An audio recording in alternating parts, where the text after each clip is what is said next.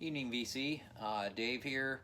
Wanted to jump on and share my pickups from the last few days.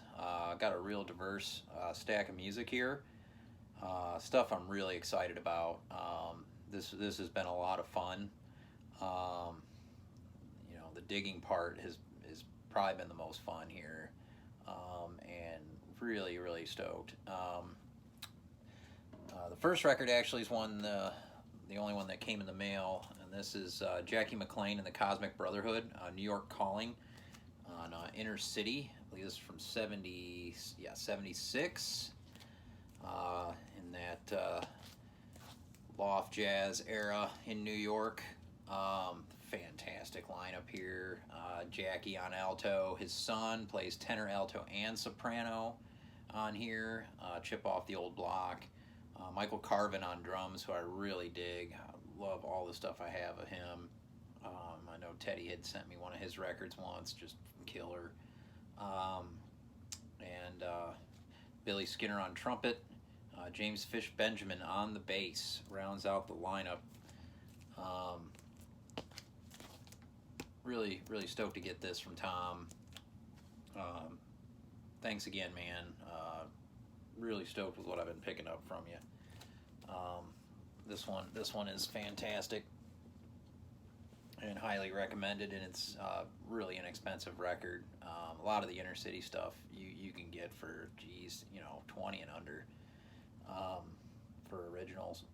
Well, U.S. stuff. They put out a lot of stuff from Steeplechase as well, but really killer records. The next, I'm going to be seeing this band here in maybe a week and a half. That's OC's. This is their new album, Face Stabber.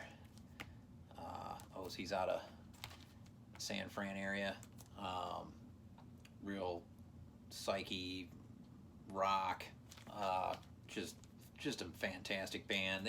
They put out they're a band that's one of those that's really hard to keep up with their discography because there's so much and it's all fucking badass. This is no exception. They really went all out on the packaging on this. I mean, this is as nice as it gets. I mean, it's laminated, real nice gatefold. I mean, this is kind of like getting a Music Matters pressing. I mean, look at that artwork. And this is I think one record is red and one is like a light green. Really impressive cardstock on this. And I was happy to pick it up. Had it in my hold stack over at Lunchbox. Had been there since it came out, so I was happy to finally pick that up. They're going to be playing at Cat's Cradle in Durham, and I have not seen them live yet. I do have their live in San Francisco album and DVD, and I can only imagine if they have the double drums on hand, it's gonna be insane. And I'll be up front, and you can goddamn guarantee that. The next record I picked up at Lunchbox, I knew he had gotten one copy in and he sold it, and I didn't know if he'd get any more. I don't think it's limited. Well, it may be. It's a import out of the UK. That's the Art Ensemble of Chicago. We Are on the Edge. That's their 50th anniversary album, and really happy to get this. It was a little pricey, but it does come with a download, so I'll be able to listen to it in the car as well. I believe this is it's a double album. Gatefold, really nice. This was, of course, dedicated to Lester Bowie, Joseph Jarman, and Malachi Favors. And I know that James Buttery had recently seen them, and man, I wish I'd have the chance. They really don't ever play in the South, from what I can tell. And well, rightfully so. But I guess one of the guys got in touch with I think Roscoe Mitchell got in touch with James through email about his video. How fucking cool is that? I mean, that's one of the coolest things I've heard go down the VC in some time. Absolutely cool. Absolutely awesome. So the next I picked up at Lunchbox, and I'll probably go get the others, is one of the reissues of Boris that came out from Third Man. And this one is Boris at Last, Feedbacker, with Wada on the cover there, who I wish to marry.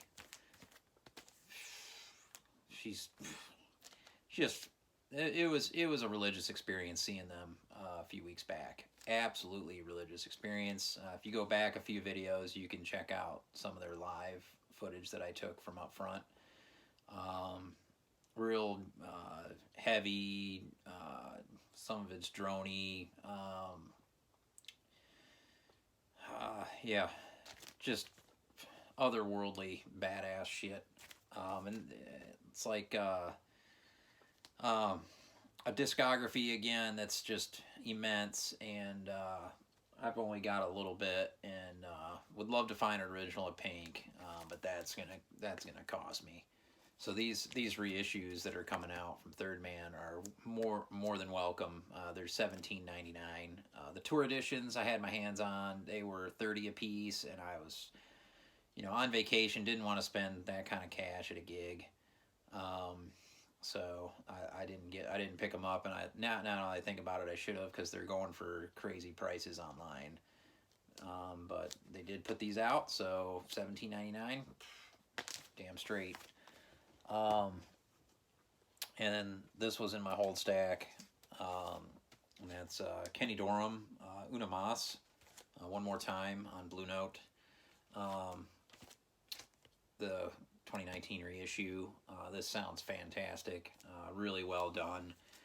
Joe Henderson on the sax, Herbie Hancock on piano, Butch Warren on the bass, Anthony Williams on the drums, and this has some good Latin vibes to it.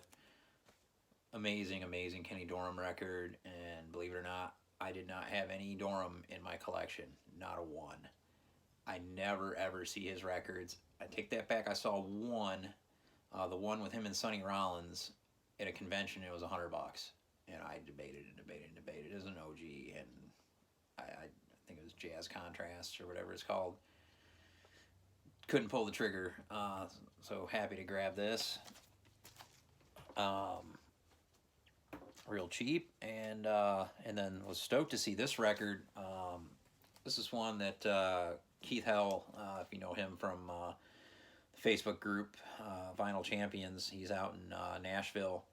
He had sent me this a link to this record as a recommendation, a high recommendation, and I checked it out and I really dug it, and I forgot to go back to it, to be honest, and there it was sitting in the new jazz section, and that's Fire, The Hands. This is a Norway pressing on Rune Gramophone, and the first record I picked up on this label, and this is a killer. The bass player on this is, man, he's something else. Highly recommend checking this out.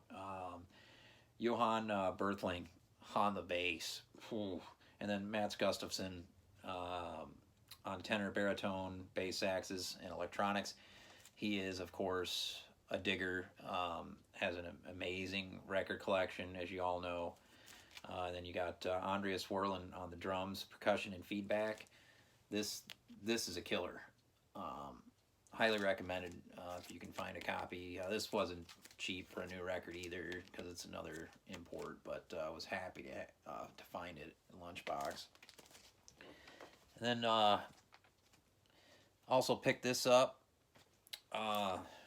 and this is an amazing record. This is Death for the Whole World to See. Just great early punk from Detroit. These guys were amazing. The Hackneys, just Politicians in My Eyes is an all-time great track, and this was a real cheap reissue. I think it's the first time on vinyl, actually. This is on Drag City.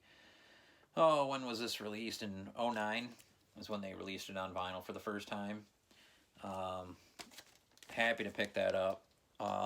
Really been enjoying some of this punk stuff that I've been getting back into. And so the next records I picked up today. We had our convention was in town. It's pretty much 4 times a year now that it comes. It's going to be back again here December 14th. And it can be hit or miss. And even with the amount of vendors and the quality of vendors. This time, I think people are on now with this thing. There were a lot of new vendors. I mean, a lot. There was a lady from Florida. There were a couple new vendors that I'd never seen as well, other than her. And then the guy from, I think he's from Ringgold, Georgia, which is on the border of Tennessee. He was up, and he specializes in the crazy psych stuff and prog. And krautrock, so was really stoked to see him. I had gotten a Helden record from him before, so made my way around to him first, and yeah, he had Helden, and this one is, the title's in French, Un Rêve sans conséquence spéciale, and absolutely love the artwork. This is an original France pressing on Cobra. Let's see. I think this came out in, it was recorded in '76, and this is the '76 France pressing. So it's the original. It's in fantastic shape and such a cool label. I mean, this is in mint condition. Love that Cobra label. So this I was really stoked with finding, and this vendor, he's cool. He gotta get this back in here. Pardon me, but he offers a deal where if you buy more than one record, he'll cut a good chunk off the other. And it's funny, I never find another record from him. I always just get the one, and it's like, damn it. But anyway, made it over to the guy that runs the convention, and I always find stuff from him every single time. It never fails. He always has a great selection of stuff and good prices, and then he'll take, $5-10 off each record when you get a few, which is, he just offers it to you. It's great. So I picked this up, Thelonious Monk, the Golden Monk. This is a '65 reissue on Prestige.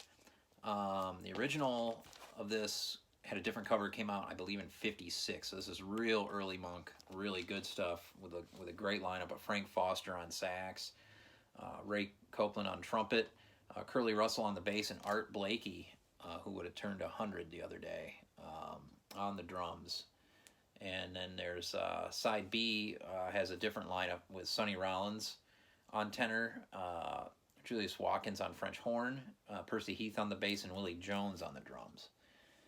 So some real early Monk, fantastic stuff. This is in pretty good shape, so I was happy to pick that up cheap. He's had a good stack of Sun Ra reissues that I've been grabbing, and grabbed this one, had never seen it. So this is Sun Ra and his Astro Infinity Orchestra, Holiday for Soul Dance on Saturn Research. I'm not sure what year these were put out. There's not a lot of info on Discogs, but it's in mint shape, and really love the cover. It's got the whole lineups here, all hands on deck, and so I imagine it's going to be fantastic. I've not heard any of this, so really looking forward to spending it. Yeah. And that came out in 1970, I believe, that record originally. And then the last I grabbed from him, really stoked to find this, and this was really cheap too. I was really surprised. This is the Tony Williams Lifetime Emergency featuring John McLaughlin. This is a 69 France pressing on Polydor, which I can't find anything listed on it, but it was a steal and it's in great shape. Absolutely amazing fusion record. Tony Williams is one of my favorite drummers ever, if not my favorite. It's up there with Max Roach. This is straight fire. This is an amazing record. Highly recommended. Get it in any form you can. And there's also a live album of this, and I think a second volume too. But the live I think it's a boot that recently came out, maybe from Japan or the UK. Actually, out of the UK. Love to find that. They're gone. I think Ken McAuliffe showed it. Need to get in touch with him and see if maybe Jazz Record Center's got a copy. But yeah, so I was really stoked with those. And then on the way out of the convention, swung by Noble Records because it's on the way, and had an amazing time there with Dylan. Awesome to see some of the stuff he's gotten in. He showed me a few records that he's gotten for his personal collection. And found this record in the jazz section for $3.99. Original of Donald Byrd, Places and Spaces. Some good funky jazz right here. Love the cover. Donald Byrd, great trumpet player.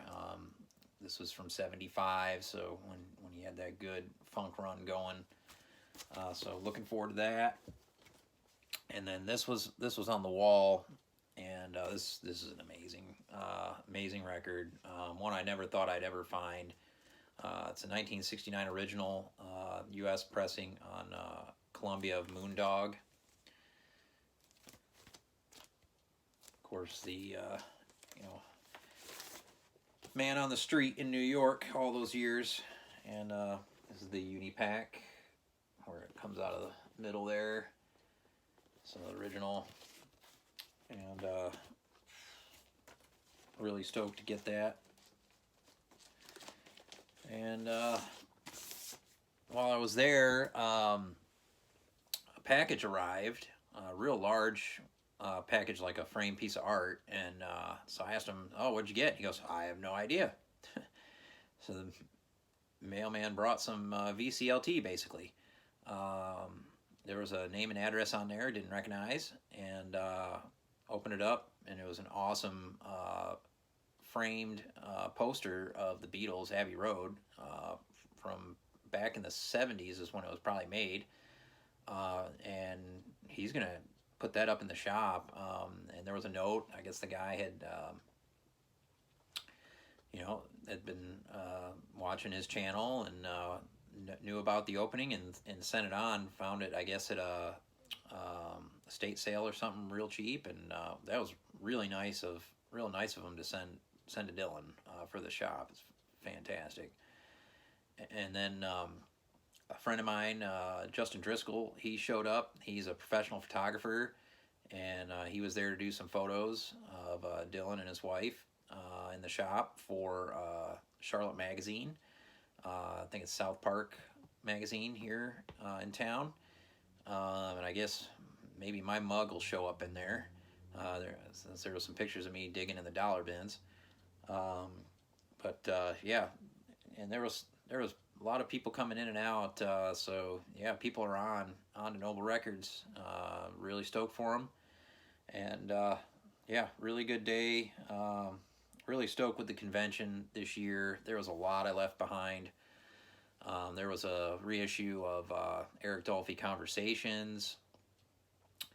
I probably should have grabbed. There was a Old and New Dreams I didn't have, I think, called Playing, that was a promo. It had a water damage on the bottom, so I left it behind. Probably should have grabbed it, but I still had a great day. So yeah, gonna jump off. Hope everybody's well. Peace.